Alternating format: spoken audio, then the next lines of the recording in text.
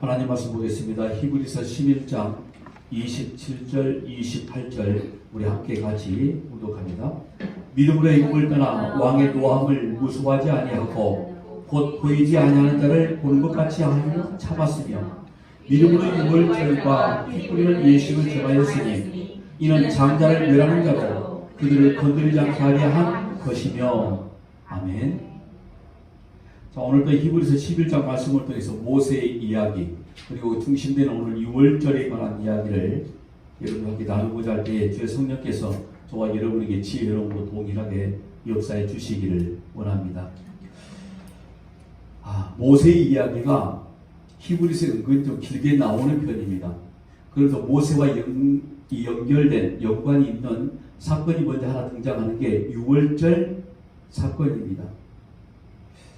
유월절이라는 절기 시작이 어디인지 아시죠? 여러분들 너무나 많이 들어왔기 때문에 애굽에서 이스라엘 백성들이 나올 때 애굽의 바로가 이스라엘 백성들을 놓아주지 않으니 애굽 땅에 있는 모든 장자들을 전부 다 죽여버리시겠다고 하신 겁니다.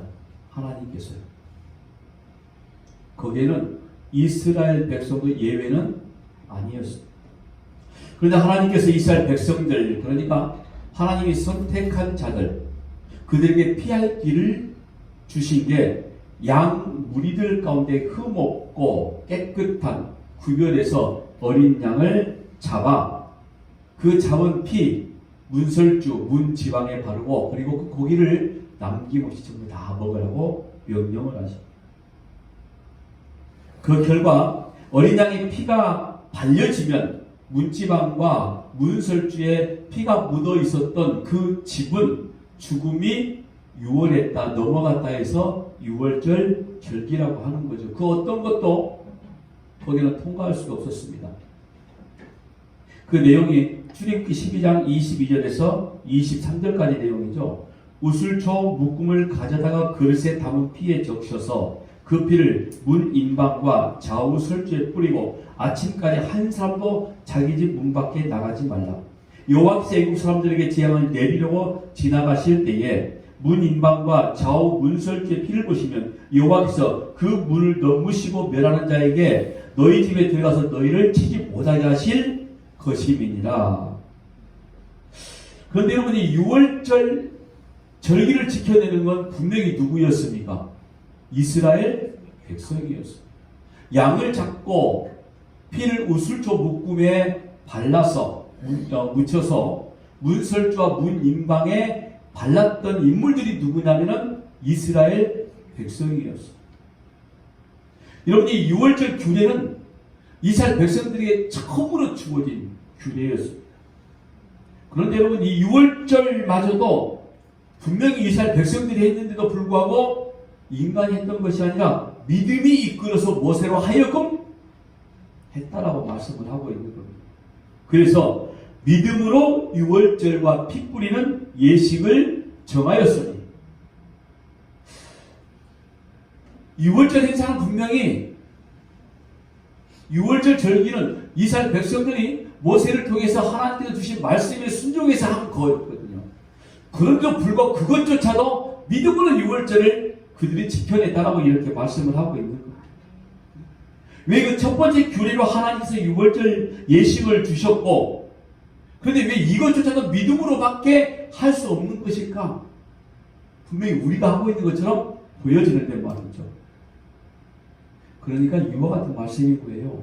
인간의 행위와 아무 상관없이 너에게 주어진 하나님의 은혜, 구원은 오직 어린 양의 피로만 이루어진다는 사실을 지금 보여주고 있는 겁니다.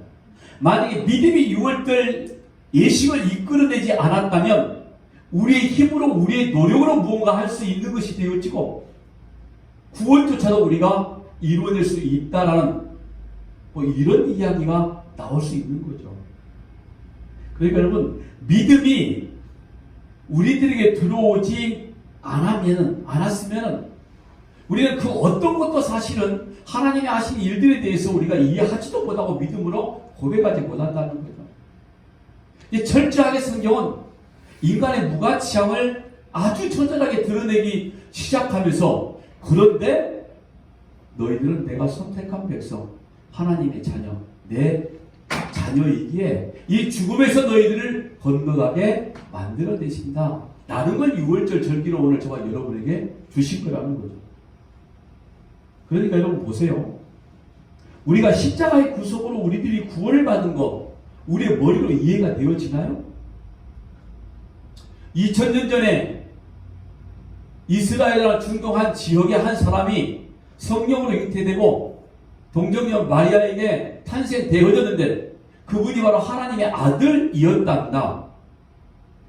그분이 십자가에 매달려 죽으심으로 모든 인류의 죄를 용서해 주셨는데 그 예수가 이 땅에 오시기 전 그리고 오시고 난 이후 그 현재 모든 자들의 죄가 용서함 받았다라. 그게 과연 우리 머리로 이해가 되어지냐 이거예요. 머리로 이해가 되지 않는 게 마음으로 인정이 될까요? 인정되지 않는 거죠. 그런데 우리는 그걸 머리로 알게 하시고 마음으로 고백하게 만드신다는 거죠. 누가 그랬죠? 성령 하나님께서 뭘로요? 선물로 주신 믿음으로 말이에요.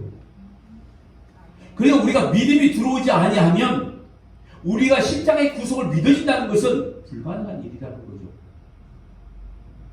그 믿음으로 우리가 십자가의 구속을 믿게 되어지는 것은 뭐 순차적으로 아니 뭐 연수대로 되어지는 것이 아니라 어느 한순간에 들어오는 믿음이 있습니다. 마치 아브라함이 그의 독자 아들 이삭을 모리아 제단에 드렸던 그 순간처럼 순간 올 때가 있는데 우리는 거기까지 오는 순간에 하나님께서 아브라함의 인생을 얼마나 붙잡고 흔들어버렸습니까? 오늘 저와 여러분의 인생 가운데 하나님은 늘 그렇게 우리를 흔드신다는 것은 고난만을 표현하는 게 아닙니다. 즉 우리를 붙잡고 계신다는 말씀인 거죠. 그러니까 믿음이 우리에게 들어와서 이루어내는 게 어떤 거냐면 너희들은 바로 6월절 어린 양의 피로 살았다. 너희들이 분명 너희 손으로 양을 잡고 피를 뿌렸지만 그건 너희들 손으로 한 게 아니라 내가 그렇게 하도록 만들었다. 그러니까 인간의 의인 때문에 너희들의 행위는 전혀 보탬이 없다는 사실을 하나님께서 말씀해 주시기 위해서 믿음으로 6월절을, 믿음으로 모세를, 믿음으로 아브라함을, 믿음에 의해서 이삭이, 야곱이, 요셉이 이렇게 이야기를 하고 계시는 거 아닙니까? 그래서 제가 늘 말하는 게 우리의 신앙을 자꾸 어떤 열심의 문제로 우리 신앙의 정도를 구별하는 거 이게 굉장히 위험스럽다는 말씀을 하고 있는 거예요. 그러니까 아예 차라리 하지 않는 게 그 위험스러움에 빠져나가지 않기 때문에 차라리 하지 말라는 말씀을 드리는 거고요. 신앙은 열심의 문제가 아니라 여러분 열심이 나쁘다는 거 잘못했다는 거 절대로 아닙니다. 이런 거죠. 올바른 열심이어야 된다는 거죠. 올바른 열심.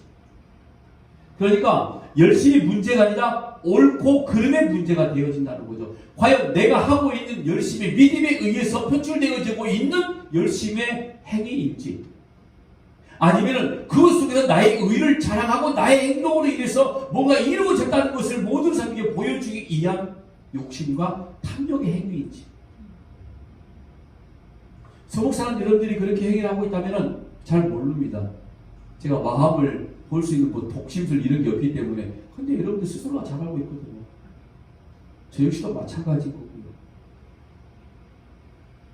그러니까 여러분 우리가 예수를 믿는 믿음 안에서 하나님이 주신 그 선물 믿음 안에서 내가 조금씩 내가 부인되어지고 그래 나의 존재가 조금씩 혹이 되어지고 그 순간 내가 어떤 존재임을 하나님 앞에 딱 드러내기 시작할 때에 내가 어떤 존재임을 알게 될 때에 변화가 나타나기 시작합니다.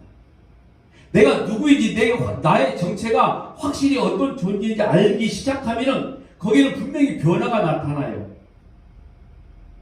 그런데 그 변화가 어떻게 나타나는지 아십니까? 아, 나는 아무것도 아니구나. 그래서 나는 하나님 편에서 살아갈 수밖에 없는 존재구나. 여러분 그게 열심이란 말이에요. 그게 본질적으로 옳은 열심이라고 이야기하는 겁니다. 그 옳은 열심이 내 마음에 자각이 되기 시작하면 우리는 어떤 행동을 하게 되어지는지 아시죠? 도덕 윤리가 아니라 복음을 선포하게 되어진단 말이에요. 성경에 여러분 인물들이 그렇게 살아내오고 있었잖아요. 우리는 성경을 통해서 우리가 확실하게 지금 증인들을 보고 있는 것이고요. 그러니까 내가 예수 안에서 누구인지를 알기 시작하면 진짜 옳은 열심이 나오기 시작하는 거, 그거 당연히 생깁니다. 십자가의 구속이 얼마나 크고 놀라운 사건인 거 알게 되어지면 당연히 생기는 옳은 열심이 당연히 생길 수밖에 없는 거죠. 그러니 진리 가운데 있지 않는 자들을 보면 마음이 답답해지고 불쌍해지기 시작하는 거죠.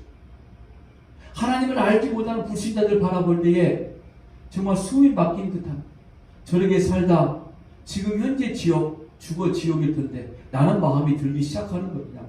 그러니까 사도 바울처럼 감옥에 갇혀 있으면서도 자기 유대인 종족을 위해서 그렇게 기도하면서 복음을 선포할 수밖에 없다는 거 아닙니까? 그러니까 진짜 옳은 열심이 있어야 되는 거죠. 그 옳은 열심이 없다는 것은 마치 고린도전서 13장에 말씀하고는 모든 걸 전부 다 하나 사랑이 없으면 아무것도 아니다. 옳은 게 없으면, 하나님이 없으면 아무것도 아니다. 바로 이런 말인 거죠. 그러니까 올바른 열심이 아닌 것은 엉터리 열심, 가짜 열심인 거죠. 보세요. 로마서 10장 1절 2절입니다. 형제들아, 내 마음이 원하는 바와 하나님께 구하는 바는 이스라엘을 위함이니 곧 그들로 구원을 받게 하니라. 내가 증언하노니 그들이 하나님께 열심이 있으나 올바른 지식을 따는 것이 아니니라. 그죠? 열심은 부렸는데 하나님의 의를 모르고 인간의 의를 쫓아 오히려 하나님의 의를 부정하고 십자가의 구속을 모독해버리는 열심이었어.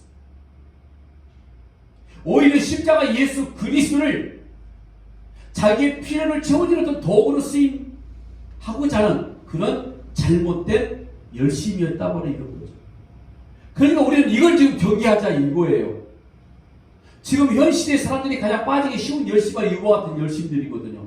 자기 의로움으로 뭔가 자꾸 내려놓겠다는 이런 열심들, 예수의 이름을 빙자해서 뭔가 필요한 것들을 채워보겠다 하는 열심들, 이런 것들을 우리가 조심하자 이거예요. 근데 이걸 아는 자들이 기도하고 이걸 아는 자들이 자기 필요를 위해서 기도하는 거, 어떤 기도가 터져나올 것 같아요? 하나님, 내 삶 속에 이런 것들이 필요합니다.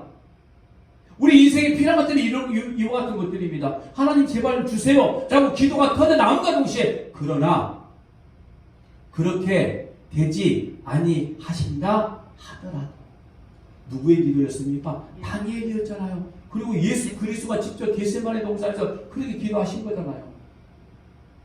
여러분의 삶, 인생을 위해서 처절하게 기도하시기 바랍니다. 그런데 그런 기도가 반드시 필요하다는 거죠. 그러면 우리는 어떤 감사의 고백이 터져나오냐 합니까? 이루어지면 정말 감사한 거죠. 내가 마음이 원하는 순간 이루어졌을 때. 근데 이루어지지 않았으면 우리가 불평할까요? 그것도 응답이라고 감사할 수밖에 없는 거죠. 자기 욕심대로 구하는 자들은 이루어지지 않으면 원망한다니까요. 불평한다니까요. 그리고 하나님 앞에 공갈 협박한다니까요. 그것도 신앙적인 행위라고 이야기하면서 그걸 우리가 경계하자는 거예요. 여러분, 우리가 우리의 댐댐이나 자격 같은 걸로 자꾸 그걸 가지고 뭐 구원의 확신 것들을, 이 구원의 확신 이런 것들을 생각하다 보니까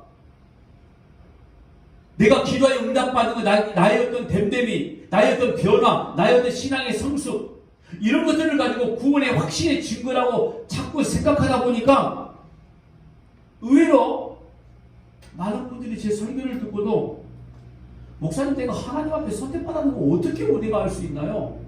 도대체 어떻게 내가 기도해야 되나요? 내가 신앙생활 어떻게 해야 되나요? 이런 질문들이 나올 수 있는 거예요. 일단 여러분, 우리의 믿음의 고백과 우리의 구원의 확신과 우리의 어떤 인간적인 변화, 이걸 일단 보지 말라 이거예요. 우리가 지금까지 믿음에 의해서 이끌려온 사람들의 인생을 봤잖아요. 가장 대표적인 인물이 아브라함이었고, 아주 치졸하고 비겁한 야곱도 봤잖아요. 아무것도 하지 못하는 무능력한 상태에 이걸 이삭도 봤고요. 모세 보세요. 우리가 이런 인간들을 바라보면서 우리 모습을 한번 거기에 조명 한번 해보자고요. 똑같지 않습니까? 똑같단 말이에요. 근데 우리 어떤 완전한 어떤 소위 성화?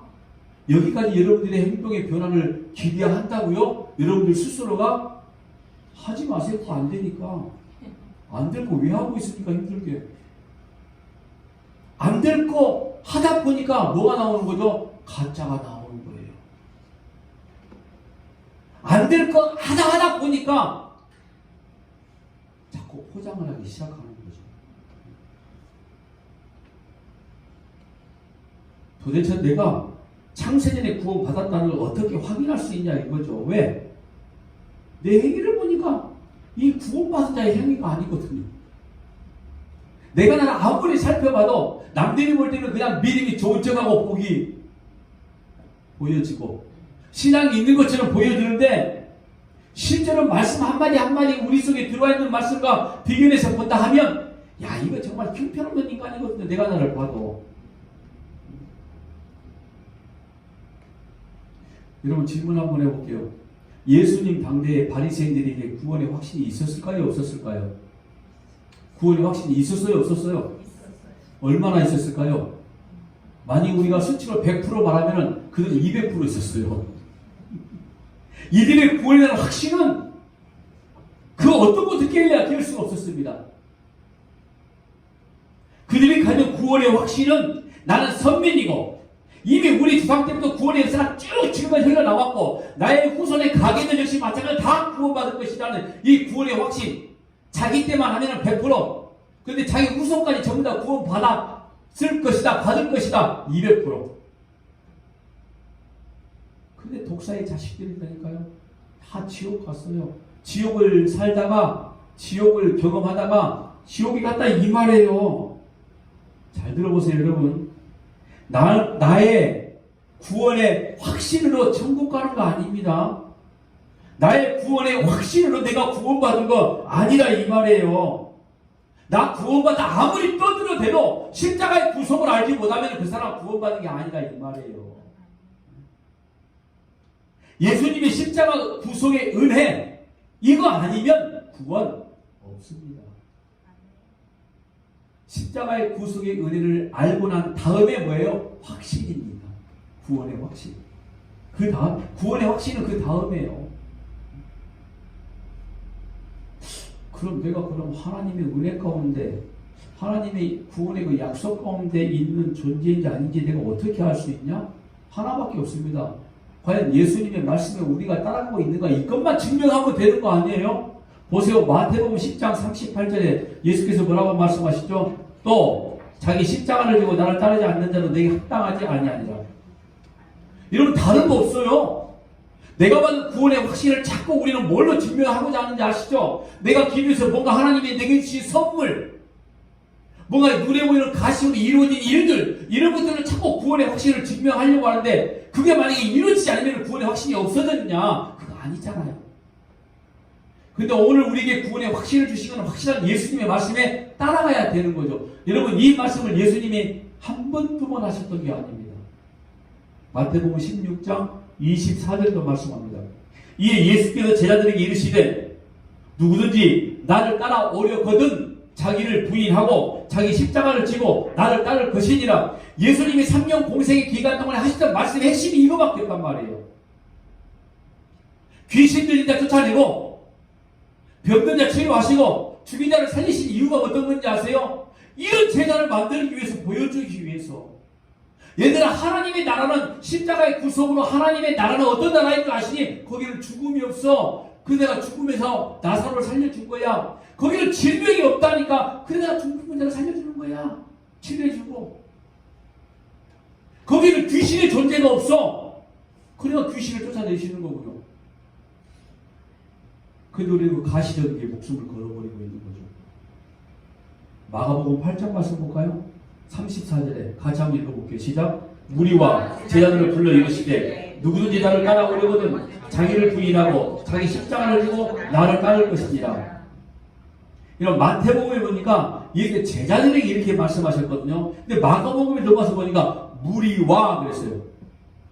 혹시 목사님 이 말씀은 12 제자들에게 하신 말씀이잖아요 할까 봐서 우리가 같이 한번 읽어본 거예요. 무리 속에 우리가 있어요. 아니 사실은 제자들 속에 오늘 저와 여러분이 있다 이 말인 거예요. 그것뿐 아니죠. 누가복음 9장 23절 또 우리에게 이르시되 아무든지 나를 따라오려거든 자기를 부인하고 날마다 제 십자가를 지고 나를 따를 것이니라. 누가복음 10장 27절. 누구든지 자기 십자가를 지고 나를 따르지 않는 자는 너희 내 제자가 되지. 이거예요. 그러니까 여러분들이 지금 그리스도의 말씀을 따라 움직이고 있으면, 그 하나님의 말씀이 내게 주신 말씀인 걸 알고 계시면, 이 말씀에 따라 우리가 완전히 순종하지 못한다 할지라도 이 말씀이 내게 주신 그리스도의 말씀, 구원의 말씀, 이걸 믿어지고 아멘으로 고백하는 자, 하나님의 은혜라는 약속 안에 있는 자라, 이런 말인 거예요. 지금 여러분들은 이런 제자가 되어졌다는 거예요. 자꾸 뭘 내놓으려고 하니까 내가 제자가 아닌 것 같은 거죠. 나의 믿음의 성숙의 변화가 어떻게 이루어지고 있는가, 이걸 내가 나를 점검하다 보니까 내가 아직도 제자가 되지 못한 것 같은데 그게 아니란 말이에요. 예수님께서 제자들에게, 오늘 저와 여러분들 무리들에게 같이 가자는 거예요. 지금 십자가를 두고 나를 따라와라, 같이 가자, 연합, 이걸 말씀하고 있는 거죠. 그리고 또 이와 같은 말씀 아닙니까? 내가 이 십자가 너희도 그러니까 질 수밖에 없는 거야. 바로 이와 같은 말씀 하는 거예요. 또 한 가지 증거를 말씀해 드릴게요. 여러분들이 하나님의 약속 안에 있다는 증거. 여러분들 뜻대로 뭔가 일이 잘 안 풀릴 때, 여러분들이 욕심과 탐욕과 세상의 눈으로 뭔가 얻어지는 걸 원하고 있는데 그 일들이 왜 그렇게 안 되는지 몰라. 안 되는 게 당연한 거죠. 왜? 세상 밖에 있는 이야기거든. 세상 속에 있는 일이거든요. 안 되는 게 되게 해달라고 때를 쓸 게 아니라 안 되는 걸 바라보면서, 아, 내가 하나님의 약속 안에 있구나, 이걸 알아라, 이 말이에요. 혹시 압니까? 그거 고백했다고 하나님이 주실지. 얍삽하게.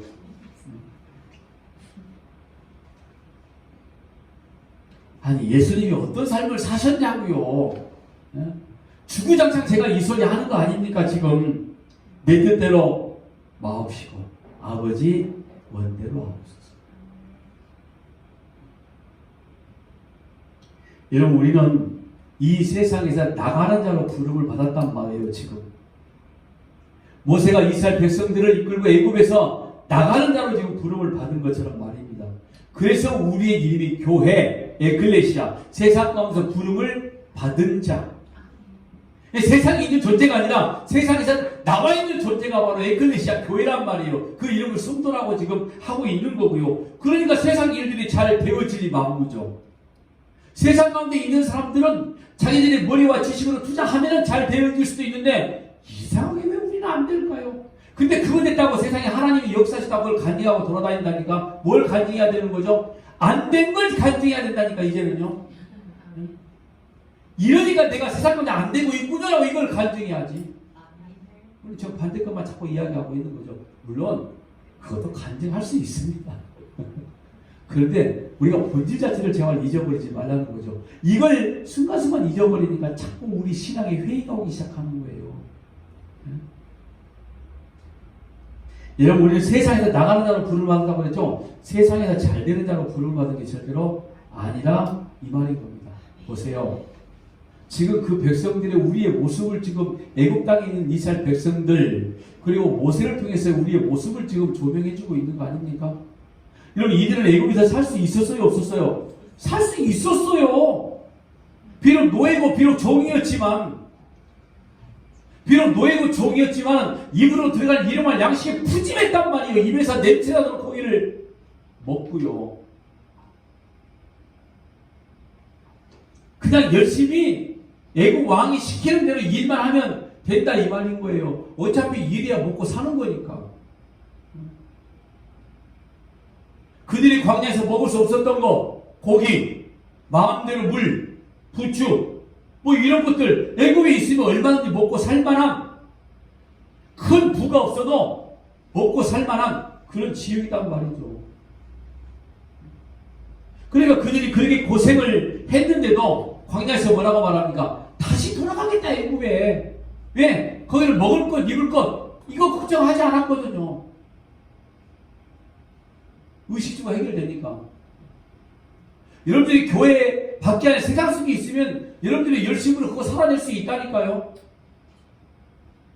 게으른 자는 못 살고요. 열심히 있으면 살아내더라, 이거죠. 우리 주변에 있는 사람들을 바라보니. 그런데 기독교인들이 열심히 안 살아서 못 사는 겁니까? 아니에요. 제가 봐도 정말 아주 열심히 사는 사람들 너무나 많이 있습니다. 근데 왜 그렇게 사람들이 이렇게 공부하고 피곤하고 궁핍한지. 물론 잘 살 수도 있고요. 근데 우리 그 순간순간에 알고 있는 게 어떤 거죠? 아, 나는 세상과 같지 아니한 사람이구나. 이걸 알게 하시기 위함이라 이 말씀을 하는 거예요. 네? 보세요. 이스라엘 백성들이 태어났어요. 그랬더니 어디에요? 애국. 오늘 저와 여러분이 태어났어요. 이미 만세년의 선택을 받은 저와 여러분이 태어났는데 어디냐고요? 세상이라니까요, 지금. 하나님 나라 속에 태어나지 않았단 말이에요. 어떤 신분으로 태어난 거죠? 이스라엘 백성, 택함받은 선민으로 그들이 애굽 땅에 태어났죠. 오늘 우리가 세상에 하나님의 선택받은 백성으로 이 땅에 태어났다는 이런 말인 거죠. 그런데 하나님은 애굽에서 그냥 편안하게 살게 놔두지 않으셨어요. 거기에서 또 고생을 주기 시작하는 거죠. 그리고 먹고 자고 의식주가 해결되어 있는 애굽 땅에서 나와라. 살짝 하나님이 마치 거짓말 하시는 것처럼 야, 내가 줄 땅 가봐봐. 적과 꿀이 흘러. 혹했죠. 이스라엘의 적과 꿀은 어떤 땅이었습니까? 애굽 땅보다 훨씬 더 잘 먹고 잘 사는 땅. 잘 들어보세요, 여러분. 세상 가운데 태어난 오늘 저와 여러분이 이 세상 속에 살고 있는데 어느 순간에 복음이 내 귀에 들려오기 시작해서 예수 믿어야 구원받아. 아, 예수 믿어야 되겠구나. 그 순간에 성령 하나님의 역사 가운데 내가 하나님의 자녀임에 끌려가기 시작을 했어. 근데 더더욱이 더 좋은 말이 떨어지네. 예수 믿으면 잘 된대. 지금 애굽 땅에 있는 백성들과 다를 바가 뭐가 있습니까? 똑같죠? 야, 가나안 땅에 적과 꿀이 흘러. 애굽 땅보다 낫겠구나. 우리 나가자. 하나님이 이끌어내시려고. 거짓말 하신 건 아니죠? 하나님이 적과 꿀이 했다는 말씀은 어떤 거죠? 내가 너희랑 함께 있을게 바로 이런 말씀이었거든요. 사실은 물 많고 초목이 무성한 그곳에서 이스라엘 땅은 이위에서 내려오는 비 그것만 바라봐야 되는 그 땅, 척박한 땅, 광야 땅. 근데 그걸 적과 꿀이 흐르는 땅이라고. 그리고는 광야로 내 몰아내시잖아 하나님이요. 광야에 집을 짓고 살 수가 있습니까? 광야에서 농사를 지을 수 있나요? 아무것도 하지 못하게 만들어버리시잖아요. 집도 못 졌어. 그래서 천막이나 치고 살아야 돼. 그것도 오래 살지도 않도록 가끔 움직여라 하면 나가야 돼. 땅을 판다고 물이 나옵니까? 반석 터져야 물이 터져 나오는 거죠. 때려야. 일용할 양식 씨앗도 뿌리지도 못하고 그냥 먹을 만한 것 자기들이 먹고 싶은 거 뿌리지도 못하고 주는 만나만 그냥 먹어야 되는 거.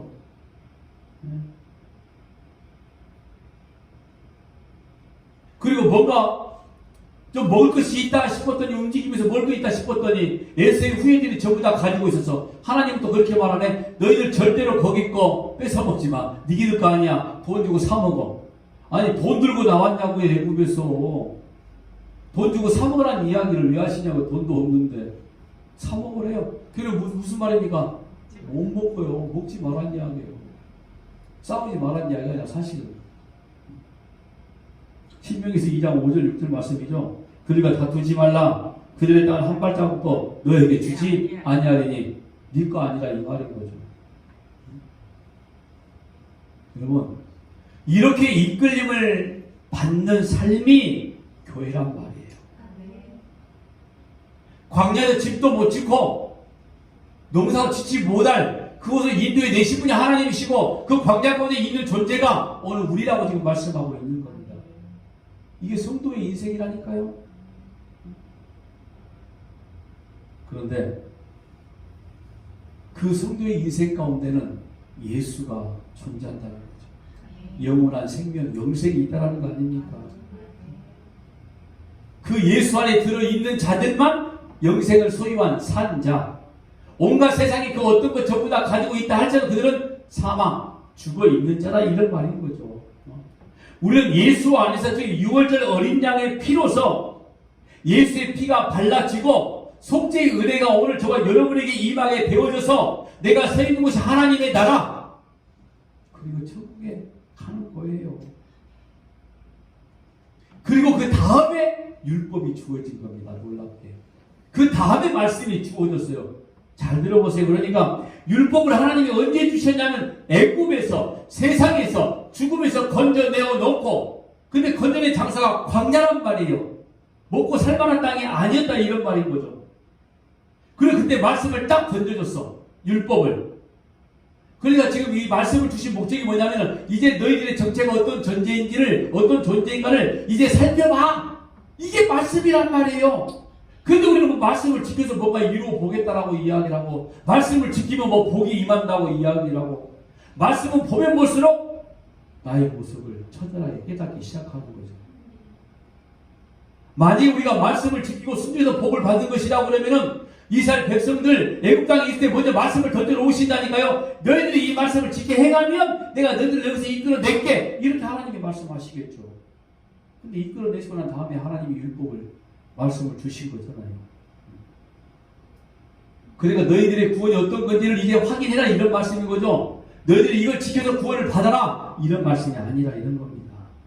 그래서 여러분 말씀이 거울 같다라고 이야기하는 거예요.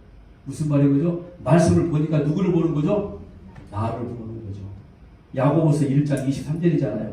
누구든지 말씀을 듣고 행하지 아니하면 그는 거울로 자기의 생긴 얼굴을 보는 사람과 같아서. 그냥 말씀을 보면 자꾸 자기가 보여지기 시작하는 거예요. 말씀을 보면 볼수록 나의 존재가 막 드러나기 시작하는 거죠. 자, 우리가 알고 있는 인간은 어떤 존재였습니까? 자기 인생, 자기 거라고 여기면 자기 마음대로 살기 원하는 존재들이었잖아요. 유다서 1장 7절 말씀 보니까 소돔과 고모라와 그 이웃 도시들도 그들과 같은 행동으로 음란과 다른 육체를 따라 가다가 영원한 불의 형벌을 받음으로 거울이 되었느니라. 이런 거울, 이런 모습. 그러니까 원래 그런 자였다 이 말인 거예요. 소돔과 고모라 땅에 살고 있었던 존재였다. 오늘 우리의 모습을 이야기하는 거죠. 그런데 우리들이 왜 예수의 십자가의 은혜, 어린 양의 피, 이 피로 구원할 수밖에 없는지를 니들이 처음 자리를 한번 봐봐. 악한 자리였잖아. 그게 네 얼굴들이야.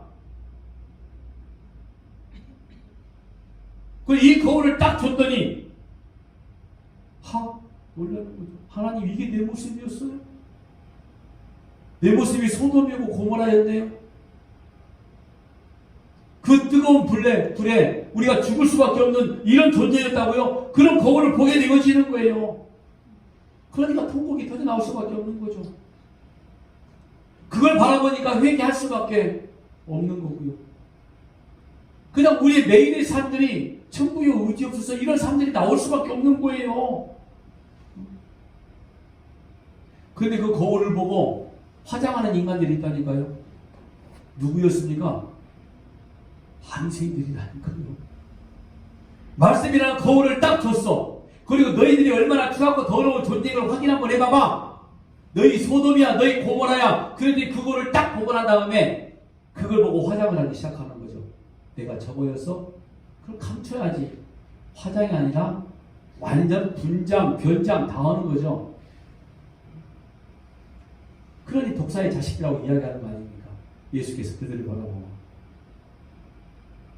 그런데 문제는 이거 아닙니까? 우리가 그들이 하는 것들을 따라가고 있다는 거예요, 지금. 말씀에 거울을 던져놓고 네 모습을 한번 봐봐 했더니 자기 모습을 감추기 시작하는 거예요. 어떤 걸로 감추는 거죠? 바리새인들과 똑같이 자기들의 열심으로. 어린 양의 피로서 완전히 머리에서 발끝까지 뒤집어 씌워있는 그 모습을 보면서 예수가 죽음으로 내가 이제 살았구나 이걸 바라고 그랬더니 그걸 감추기 시작하더라 이런 말인 거예요. 행위였던 열매로. 이런 말씀은 지켜서 변화되고 성숙되는 거 절대로 아닙니다. 말씀을 보면서 나의 모습을 확인하게 되어지는 거예요. 그런 다음에 그리스도와 하나가 되어지는 겁니다. 가만히 생각해 보세요. 어떻게 창조주와 피조물인 우리가 하나가 될 수 있냐고요. 안 되는 거거든요. 그걸 안 되는 걸 알게 만드시는 게 성경이고 그 성경을 통해서 예수의 피로 하나가 되었구나. 이스라엘 백성들은 유월절 어린 양의 피를 바라볼 때마다 유월절 절기를 지킬 때마다 나는 저 피 때문에 살았어. 우리가 성경을 보고 볼 때마다 예수님이 십자가의 구속을 내가 살림을 받았어. 바로 이걸 이야기하고 있는 거예요. 그런데 성경에 보니까 하나님의 백성들에게 어떤 경건한 행동을 요구하실 때가 있어요. 너 이렇게 살아라 저렇게 살아라 말씀할 때가 분명히 있더라는 거죠. 그럼 그건 어떻게 된 겁니까? 라고 이야기할 수 있는데 사도 바울 보세요. 얼마나 친절하게 잘 설명을 해 주었는지. 고린도전서 8장 4절입니다. 그러므로 우상의 제물을 먹는 일에 대하여는 우리가 우상은 세상에 아무것도 아니며 또한 하나님은 한 분밖에 없는 줄 아노라. 이 말씀의 배경이 어떤 건지 여러분들 이미 아시죠? 성경을 보셨으면 아시지만 안 보신 분은 무슨 말씀인지 전혀 감이 안 오는 거죠. 고린도 지역에는 우상을 섬기는 자들이 굉장히 많이 있었습니다. 무역업이 굉장히 발달한 도시였거든요. 그런데 또 거기는 은사자들도 굉장히 많이 있었기도 하고요. 그래서 고린도서 13장 너희들이 은사를 행해도 사랑이 없으면 진짜 믿음 너희들이 드러내는 게 아니라 하나님의 십자가의 은혜가 드러나지 않으면 아무것도 아니다. 이걸 말씀했던 지역이 바로 고린도적 아닙니까? 거기는 우상에게 바쳐진 제물을 먹는 것에 대한 시기가 붙기 시작했어요. 야, 너희들이 하나님의 자녀인데 어떻게 우상에 드리는 제물을 먹을 수 있느냐? 우상에게 드리는 제물이 어떤 건지 아시죠? 고기, 특히 돼지고기가 많았어요. 돼지를 잡아서 제물로 우상들에게 드렸단 말이죠. 그러니까 우상에게 바쳐진 너희들이 제물을 먹는 거 이건 기독교인이 그러면 하면 안 돼. 이런 시비가 붙었고 어떤 부류는 아니야 먹어도 상관이 없어. 음식이잖아. 뭐 이렇게 말하는 사람도 있었다 이런 말인 거죠. 마치 이런 거 아니에요. 이런 이상한 그런 게 있어요. 우리나라 기독교인들한테도 제사 음식은 안 먹으려고 해요. 어떤 분들은 장례식장 가서도 안 먹은 분들이 있어요. 그리고 핑계를 대도 내가 조금 전에 밥을 먹고 와서 내가 지금 먹기가 좀 속이 안 좋아서 뭐 드세요 그거. 밥인데 왜 안 드신다고요? 바울이 이런 거예요. 야, 그까짓 거 재물, 우상에 드는 재물, 그거 그냥 음식이니까 먹어 상관없어. 사도 바울이 그렇게 이야기를 한 거예요. 야, 생각해봐. 하나님의 다른 신들이 있어? 없다니까? 그냥 그들은 지금 우상에 드려진, 그러니까 신도 아닌 것들에게 드리던 재물이야. 그러니까 그건 우상에 드리던 재물이라고 생각하지 마. 그냥 음식일 뿐이야. 먹어도 돼. 이런 말 한 거예요. 그 단서를 붙였죠. 그러나 내가 이걸 먹음으로써 아직 믿음의 분량이 장성하지 못한 사람들, 이제 예수 갓 믿은 사람들이 혹시 내가 그 제물의 고기를 먹는 것 때문에 이들의 믿음이 떨어지거나 이들이 상처가 되고 이들이 마음이 약해지거나 다치거나 이런 일들이 있으면은 나는 이 고기 평생 안 먹어도 돼. 이런 말 한 거예요. 그냥 오늘 저와 여러분이 그리스도의 말씀을 너희들이 경건해져야 돼. 이것들을 해, 저것들을 이렇게 말씀하는 건 어떤 이유냐면은 세상 가운데 그리고 수많은 증인들 가운데 우리의 삶들이 바로 이와 같은 삶들을 살고 있어 라고 보여주기 위함이다. 이런 말인 거예요. 하나님의 자녀이기에 그걸로 화장하고 변장하는 게 아니라 그래서 때로 성경에서 우리에게 경건의 삶을 요구하실 때가 있다 이런 말인 거예요. 그러니까 나만을 위해 살면은 아무 상관없어요. 나만을 위해 살면은. 근데 사도 바울은 내가 나만을 위해 사는 존재가 아니라 내가 너희들과 함께 공유하며 살아가는 존재이기 때문에 나는 죽을 때까지 고기 안 먹어도 돼. 아마 그리고 혼자 먹었을 것 같아. 숨어서.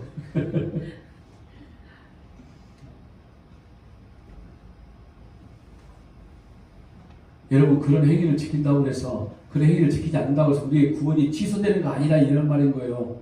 옛날 이런 노래 있죠. 구원 열차. 뭐 나는 구원 열차, 나는 구원 방지 올라타고 이미 출발해버렸어. 언제요? 만세전에. 여러분들이 그 안에서 별짓 다 해도 절대 스톱 안 한다니까. 다만 별짓 다 한 여러분들만 마음이 아플 뿐인 거죠. 자꾸 왜 뱀의 모습을 우리가 보고 있는 거잖아요. 우리 행동 때문에. 그 열차의 구원의 방향은 절대로 바꿀 수가 없더라 이런 말인 거죠. 나는 도저히 이 길로 갈 수 없는 존재였음에도 불구하고 하나님께서 예수라는 구원의 열차 속에 딱 나를 집어 넣어놓고 이런 자각들이 자꾸 내 인생 가운데 있다 보니까 혹시 다른 이들이 상처받을까봐 그냥 몰래 고기 먹는 거예요. 지금 이 말씀을 사도 바울이 한 거죠. 그냥 들키지 마세요. 숨어서 먹으세요. 혹시 상처가 되는 사람이 있을까 봐서. 그런데 그런 것들이 결국 우리에게 행복과 기쁨과 어떤 쾌락을 주지 않는다는 걸 우리는 말씀을 통해서 배우고 아는 거 아닙니까? 여러분, 예수 안에 있는 자만이 살아 있는 자입니다. 믿어지세요? 아멘이십니까? 이루가 되세요? 그런데 예수 안에 있다라는 건요, 여러분들의 개인의 개별적인 자발적인 행위는 아무것도 없다 이 말이에요. 거기는 아멘이 잘 안 나오죠. 이 말이 무슨 말이냐면 너 혼자 네 마음대로 절대로 못 살아. 우리는 두 가지를 생각이라고 그랬죠. 우리는 지금 한 가지만 생각하거든요. 이로만 받으려고 하나님이 우리와 함께 동행하셔. 할렐루야죠. 얼마나 좋아. 이 약한 세상보다 하나님이 우리와 동행하신다 하니 너무너무 힘이 되죠. 저도 그래요. 근데 그 다음 거리 생각이라고요. 그러니까 너는 아무것도 못해. 왜? 하나님이 동행하시는데 어떻게 내가 내 인생 내 마음대로 살아낼 수 있냐고요. 그걸 몰라. 이 쉬운 걸. 왜 그럴까요? 왜요? 눈에 보이는 것만 자꾸 찾고자 하니까 그런 거 아닙니까? 그러니까 십자가의 피, 이 어린 양, 6월절 어린 양의 피, 이걸 제대로 알아듣는 이들은 이거 외에 다른 소리를 들을 수가 없는 거예요. 십자가의 구속이라는 하나님의 말씀이 선포되지 않으면은 이게 설교가 아니라고 여겨버린다니까요, 여러분들이. 그래서 저는 이 소리를 죽을 때까지 할 수밖에 없는 거고요. 아무리 그렇게 성경의 정확한 이야기를 말씀을 해줘도 믿음이 끌고 가는 자들만 아멘 한다니까요. 다른 사람들은 못하는 거죠. 여러분, 우리가 에베소서를 통해서 창세전에 구원받은 사실 알고 있죠? 우리의 구원이 언제 이루어졌다고요? 창세전에. 그러면 여러분, 예수님의 십자가의 죽으심이 언제입니까? 예수님이 십자가에 죽으심이 언제냐고요? 대답하기 곤란하죠? 창세 이후 나고 이렇게 말할 것 같았어. 예수님이 십자가에 죽으심은 이미 창세 이전이죠. 그냥 우리 눈으로 보여주는 사건이 창세 이후였을 뿐이고요. 왜? 십자가의 어린 양의 피로, 6월절 어린 양의 피로 지금 이스라엘 백성들이 구원을 받고 애굽에서 지금 광야로 나간 거잖아요. 오늘 저거 여러분이 구원을 받았다는 건 창세전에 구원을 받았으니 예수님의 십자가의 은혜도 십자가의 피도 창세전에 이루어진 거죠. 다만 우리는 2000년 전에 눈으로 확인한 것밖에 없다 이 말인 거죠. 창세전에 죽음을 당하신 거예요. 그걸 우리에게 보여주신 것밖에 없는 거고요. 여러분, 이게 무슨 말씀인지 아세요? 우리의 구원은 절대로 취소될 수 없음을 지금 말씀해주고 있는 겁니다. 우리는 절대로 우리 뜻대로 살아낼 수 있는 존재가 안 된다는 걸 지금 말씀해주고 있는 거예요. 계시록 13장 8절 말씀 보니까 죽임을 당한 어린 양의 생명책에, 잘 보세요, 창세 이후로 이름이 기록되지 못하고, 예수님이 언제 죽으신 거예요 지금? 창세 전이잖아요. 창세 전에 이름이 기록된 자들만 구원이에요. 창세 이후로는 이름이 한 명도 기록되지 않았어. 근데 감히 어떤 인간이 자기들의 행위로 구원을 받을 수 있냐고 떠들어도 되냐고요. 어떤 행위로? 도대체 어떤 열매로 구원을 받는다고 이야기를 하냐고요. 창세 이후로는 생명책에 기록된 이름이 한 명도 없다니까요. 그리고 뭐라고 말합니까? 이 땅에 사는 자들 다 그 짐승의 경별이라. 우상을 숭배하다가 자기 자신 믿고 살다가 그냥 지옥 가는 거예요. 지옥 살다가. 그러니까 우리들은 이 땅에 와서 바로 그 예수 때문에, 예수의 죽음으로 내가 산 자라는 것, 이거 외에는 아무것도 없는 거예요. 아무것도 없는 거예요. 오죽했으면 사도 바울같이 똑똑한 사람이 나는 십자가 외에는 알려고 하지도 않고 십자가 외에는 나는 절대로 말하지 않을 거야 라고 이야기를 했을까요?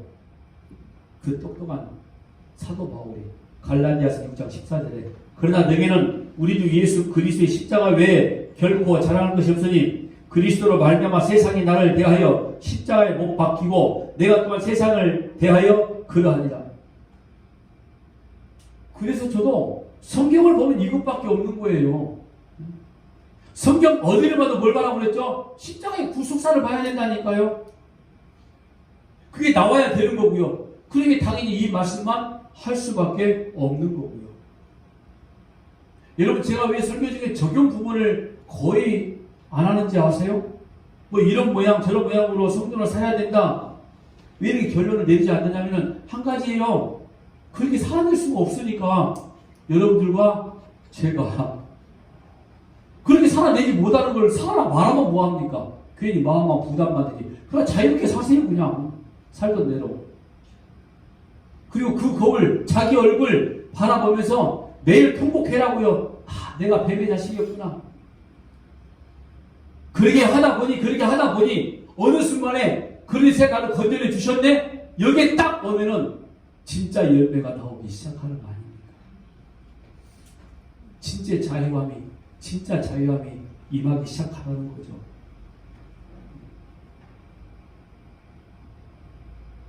제가 성경에 중요한 인물이 사도 바울이라고 그랬죠. 이 사람 인생을 가만히 살펴보니 매일 얻어 터지고 자기 동족들한테 모멸, 천대, 멸시 다 받고 그리고 감옥에 가고 굶주리고 그 시대 감옥이 어떤 감옥인지 한번 봤어요. 제가 문헌에 살펴보니까 거의 구덩이를 판 감옥이 많았어요. 구덩이, 우물처럼. 그리고 불속 같은 감옥이 대부분이었습니다. 물론 이렇게 나무로 만들어진 감옥도 있었고요. 근데 사도 바울이 있었던 감옥은 그가 춥고 습하고 내 몸이 막 썩어져 가는 것 같아. 외투 한 벌 좀 갖다 줬으면 좋겠다 이렇게 말하는 거 보니까 거의 다 지하였단 말이죠. 안 빼시더라고 하나님이. 그런데 사도 바울 한 명 밖에 나가면 그 입에서 나오는 하나님의 말씀이 얼마나 힘있고 능력이 있는데 하나님은 안 빼시더라니까요. 이상하게 더 감옥에 집어넣으시더라고요. 왜 그랬을까요? 베드로가 한번 기도했더니 밖에서 교인들이 기도했더니 베드로의 감옥문은 쫙 열려버렸단 말이에요. 왜 그런 일들을 왜 안 만들어 주셨을까? 사도 요한 하나님의 말씀을 알고 와, 내가 지금까지 뭐한 인간이었지? 그래도 복음만을 선포했더니 하나님이 사도 요한을 어디로 보내버립니까? 반포섬으로 보내라. 아무것도 없는 유배를 시켜버리잖아요. 두려움, 외로움, 고독의 자리, 광야로 보내버리시고 사도 요한도. 그리고 그곳에서 하나님의 역사를 알게 만드시는 거예요. 그걸 구원이라고 하는 겁니다. 기독교는, 교회는 그걸 확인하고 선포하는 것이 바로 교회이고요. 제가 워낙에 깊게 연구하고 그런 스타일은 못 됩니다. 그런데 내 수준에 아무리 연구하고 아무리 성경을 봐도 서목상 할 이야기는 십자가의 구속밖에 없어요. 아무리 생각해봐도 내가 살 수 있는 길은 예수 잘 믿는 것밖에 없어요. 저는 예수 잘 믿어볼 거고요. 그 예수 믿으라고 여러분들에게 말씀 선포할 거고요.